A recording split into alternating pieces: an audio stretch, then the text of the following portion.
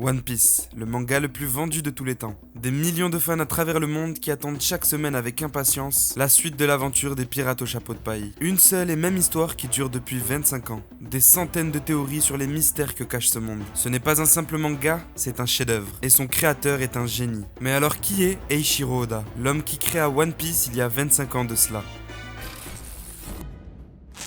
Who's that? Nous sommes à Kumamoto, sur l'île de Kyushu au Japon, et c'est là que le 1er janvier 1975 est né Eiichiro Oda, celui qui deviendra plus tard un des plus grands mangaka de tous les temps. Nous n'avons pas énormément d'informations sur son enfance, mais Oda expliquera lors d'un interview qu'à l'âge de 4 ans, il se passionnera pour les vikings et les pirates en regardant un dessin animé du nom de Vic le Viking. On peut dire que si ce dessin animé n'avait pas existé, nous n'aurions sûrement jamais vu l'histoire du One Piece et des pirates au chapeau de paille. Un peu plus tard, il tombera sur l'histoire d'un drôle de garçon avec une queue dans le dos, venu sur Terre grâce à une navette spatiale. Il venait en fait de découvrir Dragon Ball et se mit à admirer le travail de son créateur, Akira Toriyama. Toutes ces inspirations lui donnèrent le goût du dessin. Et dès son plus jeune âge, Oda savait qu'il voulait devenir mangaka. Par passion, mais aussi car il ne voulait pas avoir un métier ennuyant et éprouvant. Mais vous allez voir, le quotidien d'un mangaka n'est pas de tout repos. Vraiment pas. À l'âge de 17 ans, alors qu'Oda est encore étudiant, il crée sa toute première œuvre. Elle s'appelait Wanted. C'est l'histoire d'un bandit du nom de Gilles Bastard poursuivi par des chasseurs de primes. Comme vous pouvez le voir, on retrouve déjà à l'époque quelques similarités avec One Piece. Pour cette toute première création, Oda reçut les honneurs du prix Tezuka, un concours pour jeunes mangaka organisé par la Shueisha, la maison d'édition qui publiera One Piece par la suite. Cette victoire donnera confiance au jeune Oda et l'encouragera dans sa lancée.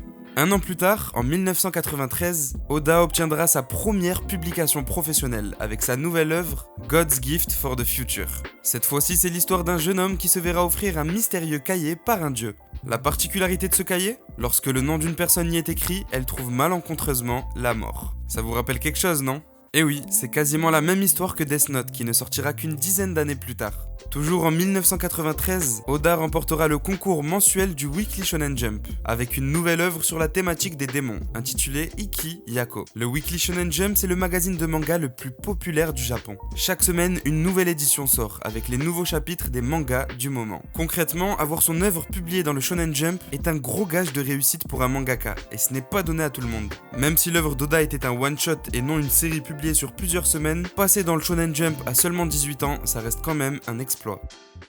En 1994, alors qu'Oda rentrait à l'université, sa vie va prendre un tout autre chemin. Il décide de quitter les études et déménager à Tokyo, à l'autre bout du Japon, pour pouvoir se consacrer à 100% à sa passion pour les mangas. Il sera successivement l'assistant de 3 mangaka professionnels au sein du Weekly Shonen Jump. Il passait donc son temps à dessiner des planches et des planches de manga, et apprenait chaque jour de plus en plus de choses. Vous vous en doutez, Oda avait un objectif depuis petit et ce n'était pas de rester assistant toute sa vie. Alors en parallèle de son job, il travaillait sur ses propres histoires. Mais pour devenir mangaka professionnel, il faut avoir sa propre série qui sera publiée pendant des mois, et pas une histoire en une seule fois comme les précédentes œuvres d'Oda. Et souvenez-vous, Oda travaille dans le Shonen Jump, le magazine numéro 1 au Japon. Alors vous vous doutez bien que la concurrence est énorme et que les critères de sélection sont très stricts. Oda proposera 2 œuvres au Shonen Jump. Malheureusement, ses supérieurs pensent qu'elles ne pourront pas faire l'objet d'une série entière qui plaira aux lecteurs, et seront donc refusées. Mais Oda n'abandonna pas. Une des 2 œuvres qui lui avaient été refusées racontait l'histoire d'un jeune pirate qui voulait conquérir les mers. Et son nom n'était autre que Luffy. Exactement. Cette œuvre du nom de Romance Down était le début de ce qui allait devenir plus tard One Piece. Quelques mois après, il sera finalement décidé de publier cette œuvre, mais en tant que one-shot et non de série. Oda décida alors de retravailler et modifier l'histoire. Et contrairement à One Piece pour ceux qui l'ont lu, dans Romance Down, c'est Garp et non Shanks qui donne le chapeau de paille à Luffy. En réalité, Oda voulait garder l'histoire qu'il avait en tête pour plus tard. Et le one-shot Romance Down allait permettre de tester la température auprès des lecteurs pour savoir si une sérialisation était possible. Après cette publication, Oda se lança dans l'histoire de One Piece et se batta pendant plusieurs mois pour que l'œuvre soit acceptée auprès de ses supérieurs. Et finalement, en 1997, One Piece sera publié dans le Weekly Shonen Jump et Oda deviendra alors officiellement un mangaka professionnel. Mais ce n'est pas encore gagné, il faut réussir à conquérir les lecteurs, car si l'histoire ne plaît pas, One Piece pourra être retiré. Au bout d'un an, après des débuts moyens, One Piece est un des mangas les plus appréciés du Shonen Jump et l'histoire du chapeau de paille continue à conquérir les mers.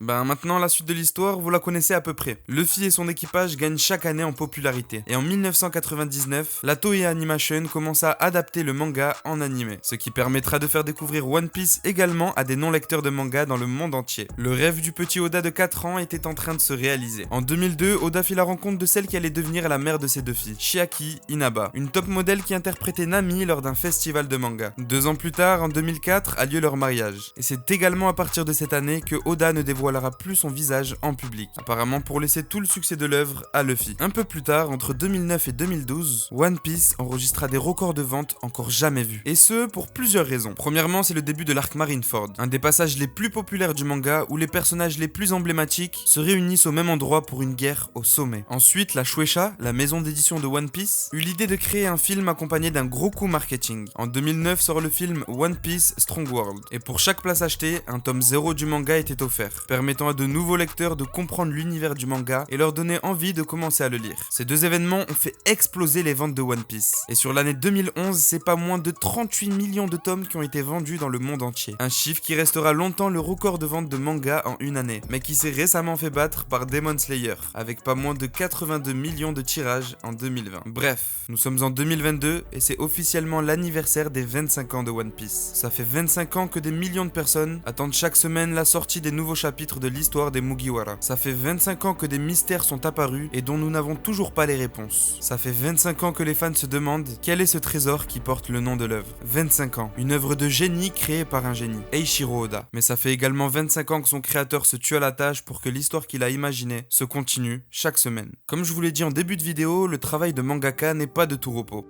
C'est dur. Lors d'un interview, Oda a avoué qu'au début, il pensait pouvoir terminer One Piece en environ 5 ans. On est très loin du compte. Il avouera également ne dormir que 3 heures par nuit en raison de son emploi du temps très chargé. Et tout ça sans compter le stress de savoir que des millions de personnes attendent chaque semaine une suite à l'histoire qu'il avait créée. Depuis 1997, le manga n'a été en pause que très peu de fois. En 2013, One Piece sera arrêté pendant 2 semaines, car Oda était à l'hôpital. Et ce n'est pas la première fois qu'un mangaka voit sa santé affectée en raison de la charge de travail.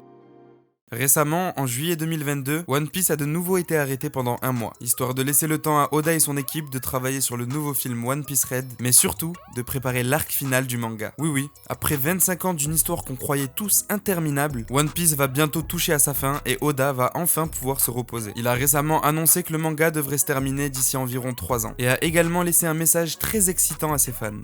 Quand j'étais enfant, je me disais, j'aimerais bien dessiner un manga avec la scène finale la plus attendue. Je me demande si je suis capable de le faire. Maintenant, il ne reste qu'un tout petit bout de l'arc Wano. Les préparatifs sont presque terminés. Cela m'a pris 25 ans. Ceci dit, vous pouvez commencer à lire à partir de maintenant, car ce sera le One Piece. Les mystères de ce monde, je vais tous les dessiner. Ça va être super intéressant. Alors attachez vos ceintures et restez avec moi un peu plus longtemps. Voilà quel genre de personne est Oda. Un passionné qui ne compte pas les heures pour satisfaire ses lecteurs. Mais surtout, un génie qui crée du suspense et des mystères qui durent pendant des dizaines d'années. Alors, arigato Oda. Et n'oubliez pas...